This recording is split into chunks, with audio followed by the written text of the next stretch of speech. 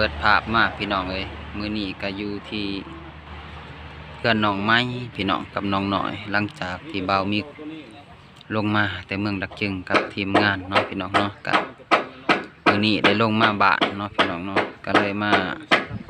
อัปเดตเพื่อนน้องหน่อยกับน้องไม้คือเก่าพี่น้องเอ้ยก่อนอื่นหมดกะ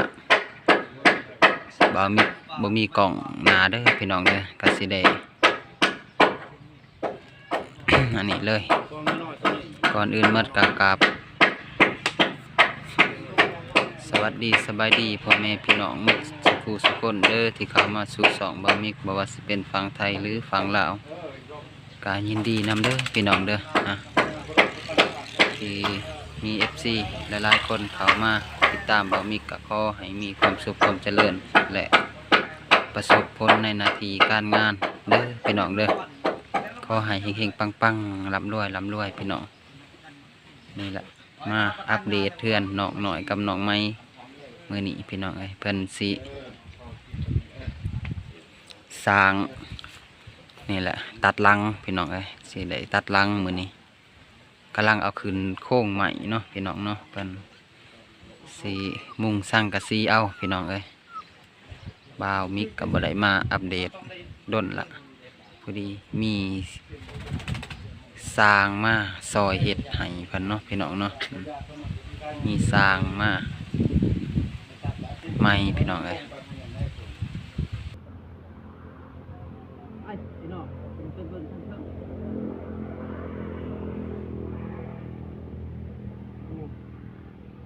เดียวนี่เด้อพี่น้องบ่ทันมีคันได้เหือถึงมาถ่ายอันเพิ่น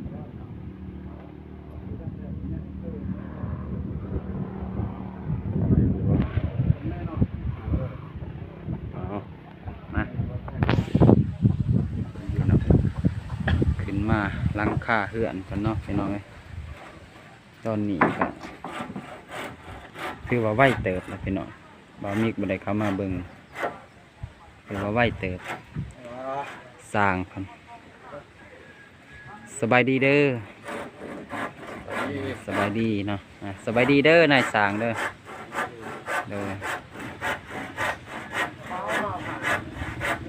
มานี่แหละพี่น้องกำลังย้ายขาวซีเมนต์เป็นมืออื่นนี่แหละมือที่ผมสิย้ายแล้วพี่น้องเลยลุงกับกบใหม่ทาเนาะพี่น้องว่าแผ่นปู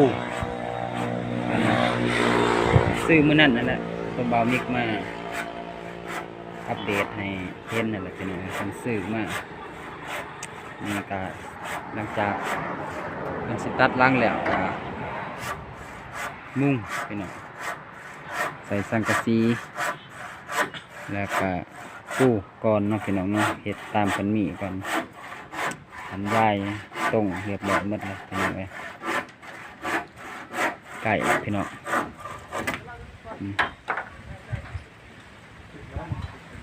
น้องหน่อยกับน้องไม้บ่มิกมาบ่พอพี่น้องก็ได้มาถ่ายเพื่อนกันก่อนถ่ายอัปเดตสร้างเป็นเห็ดเนาะสร้างเป็นเห็ดเรียกว่าซีมือได้พี่น้องเลยคือเป็นภาพบแจ้งได้พี่น้องเลยเพราะว่ามันแดดเนี่ยแดดมันอยากเหี้ยแต่ว่าเป็น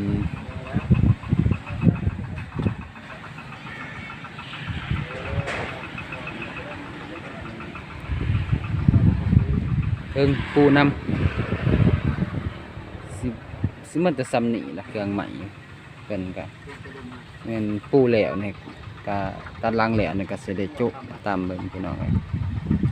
ถ้ามันมีขึ้นจากจังสีดำเนินต่อเนาะพี่น้องเนาะ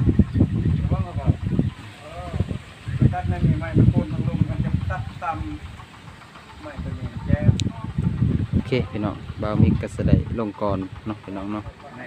รูปแรกหรอ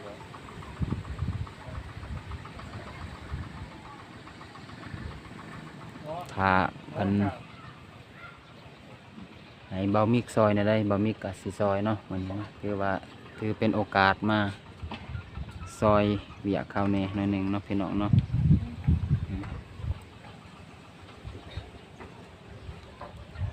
มาซอยสร้างเพิ่นพี่น้องเอ้ย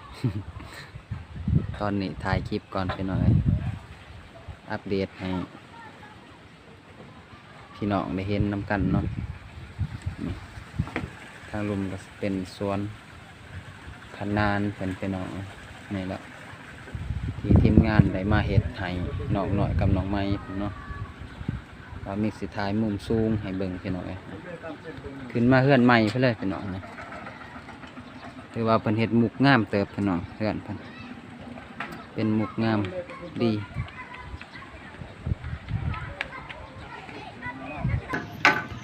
โอเคเนาะพี่น้องเบามิกก็ลงมาก่อนพี่น้องเพราะว่าเขายังเห็ดใหม่ๆขึ้นไปถ่ายให้พี่น้องเห็นเบื้องถึงเนาะมันเลยตัดหลังแบบนี้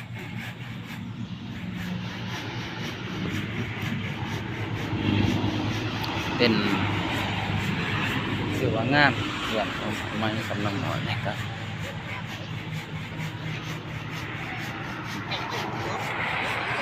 ไก่สิแล้วนะพี่น้องเลยบามิกกับได้มาอัปเดตให้พี่น้องเห็นตอน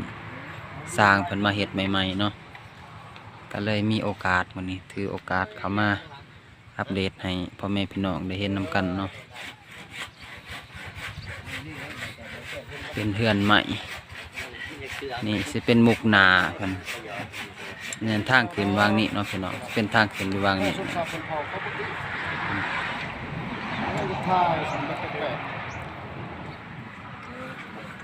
มาทางทีมงานบ่าวสบายดีเด้อบ่าวสบายดีดับเบิลมิกโดยบ่าวสร้าง ดีเอฟซีเบิลมิกสบายดีบ่าวบ่คนบ้านนอกชาแนล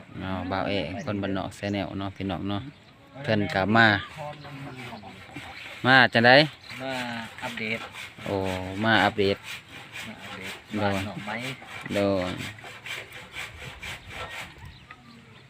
แน่หรอบ่ยัง กำลังมากบ่โดยกำลังมากันแล้วก็เลยมาอันนี้ขึ้นนี้บะมิกกะ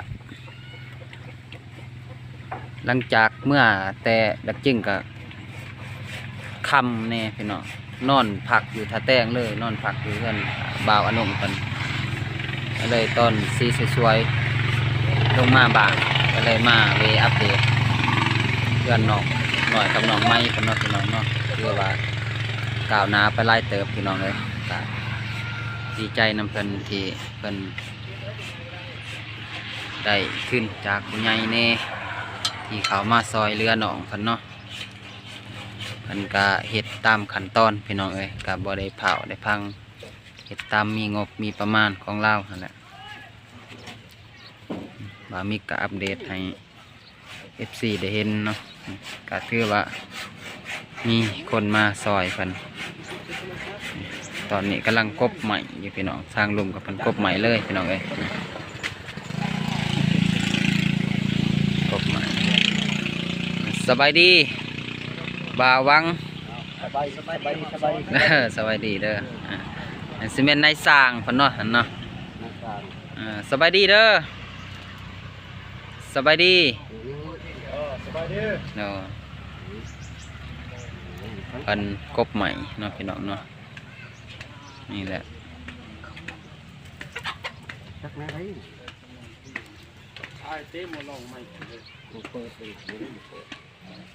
เป็นบาวบานหน้าภาพเพิ่นพันมณีกรรม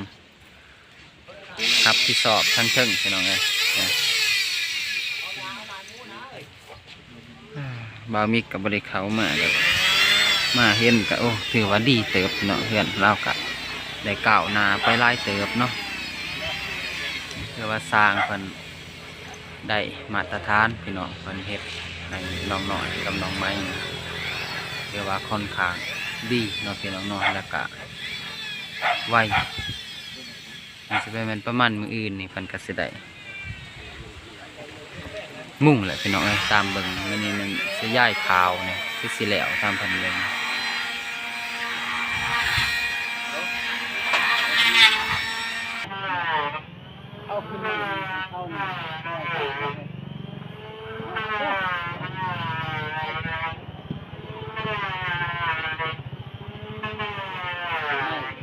ดีพี่น้อง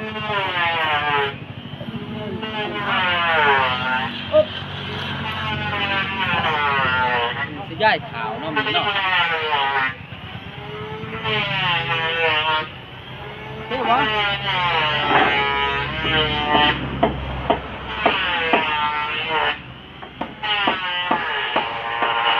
ขึ้นใหม่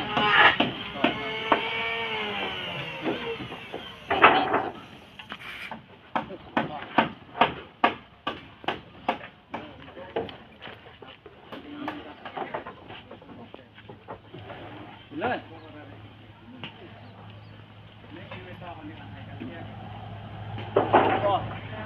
เฮ้ยบ่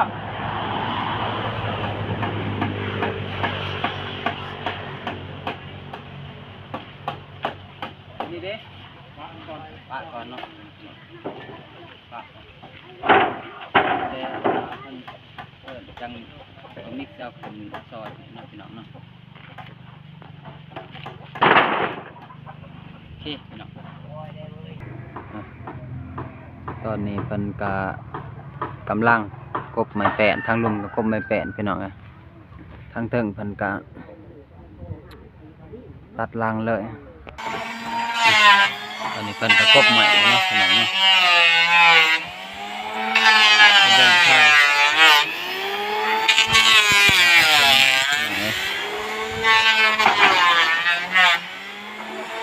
ดาวว่างค่ะขึ้นไม้เลยนะพี่น้องเนาะมันจะเป็นแป้นฟู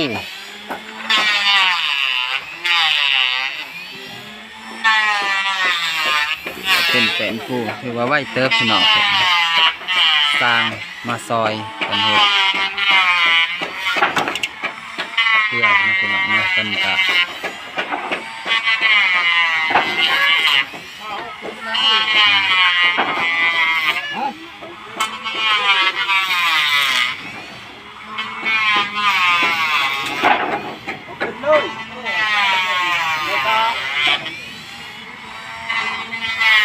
โอเคพี่น้องเนาะ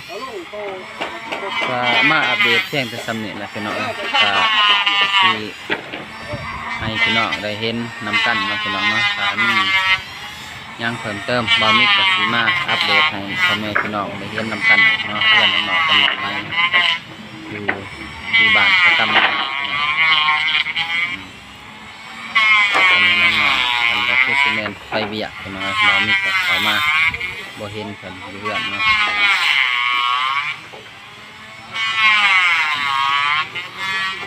เป็นไม้แป้นเป็น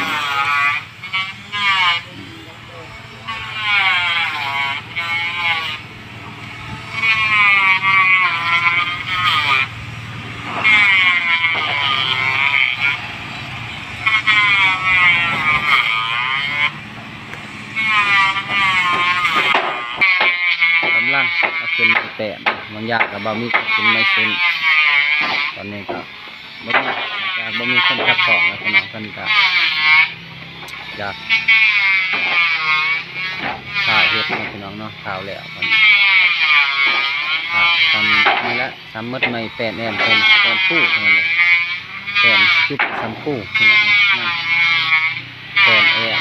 แล้วก็ต้มจังคือสิยะเนาะพี่น้องเนาะตามบ่มีเบิ่งก็บ่มีครับ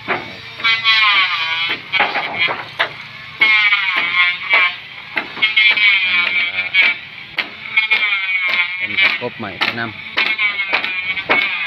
คือเอาเป็นครับเป็นพี่น้องเพื่อว่าเอามาขี่กันกอดกันพี่น้อง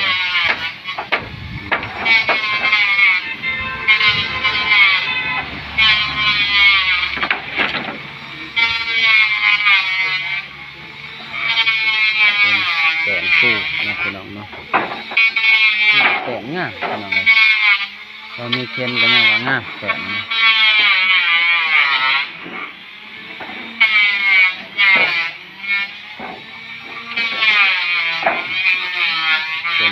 สีเอาลงมากบใหม่ขนาดว่าตอนผลิตเขาเป็นไปว่างเป็นอันนั้นแหละเป็นสะพานไตเนี่ยแหละพี่น้องมันบ่มีแสนตู้ก็เลยเป็นไปปะก่อนเนาะ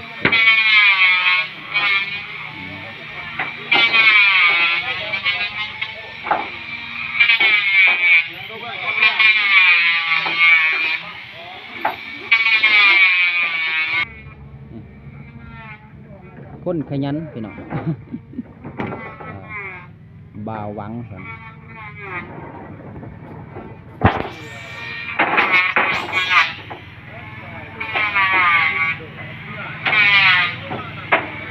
ตั้งเพิ่งมันกะสีว่างอันนั้นเนาะพี่น้องว่างขาวสิมื้อนี้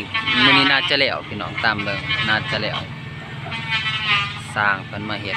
น่าจะแล้วแต่ว่าต่างซอยกันพี่น้องซอยเรือซอยแห้งกันไปจังสั่นล่ะพี่น้องไม่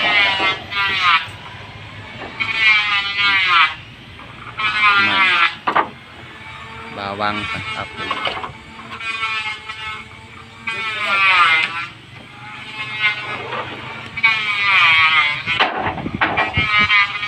เพื่อนเนาะไหมเก้าหน้าขึ้นอีกตัวเก้าพี่น้อง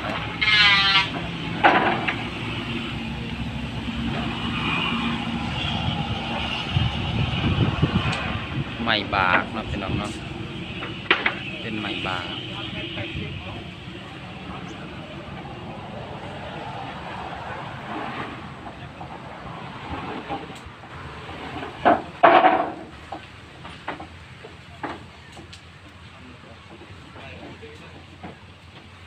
ใครแน่แต่บรรยากาศออกจากสีหนาวๆนะพี่น้อง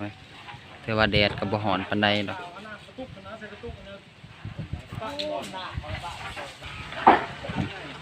ตัวนี้เพิ่นจะเอาไปกบต่อเนาะพี่น้องเนาะถือว่าล้างหน้าให้มันสวยงามพี่น้องคนใดบ่ทันกบเพิ่นก็สิเอาลงว่าเขาเอาขึ้นไปคือบ่มีเก่าหั่นแหละไปเป็นสะพานสบายย่างเนาะพี่น้องเนาะ